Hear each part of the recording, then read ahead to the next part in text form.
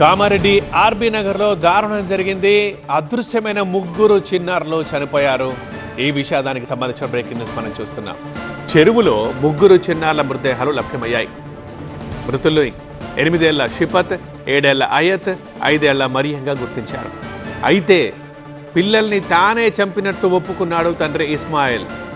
పోలీసులు నిందితుని అదుపులోకి తీసుకున్నారు. కామారెడ్డి ఆర్బీ నగర్లో ఈ దారుణం, ఈ ఘోరం చోటు చేసుకుంది. ముగ్గురు చిన్నారులు అదృశ్యమయ్యారు. సో మరి ఏమయ్యారో అని చూస్తే చెరువులో ముగ్గురి చిన్నారుల మృతదేహాలు లభ్యమయ్యాయి. వీరు ఎలా చనిపోయారని ఆరా తీస్తే చివరికి కన్న తండ్రే ఆ పిల్లల్ని చంపినట్లు తెలిసింది. దాన్ని ఒప్పుకున్నాడు కూడా తండ్రి ఇస్మాయిల్. ఆ దారుణం చేసిన అతడి ఫోటో మనం చూస్తున్నాం టీవీ నైన్ స్క్రీన్ మీద. పోలీసులు నిందితుని అదుపులోకి తీసుకున్నారు.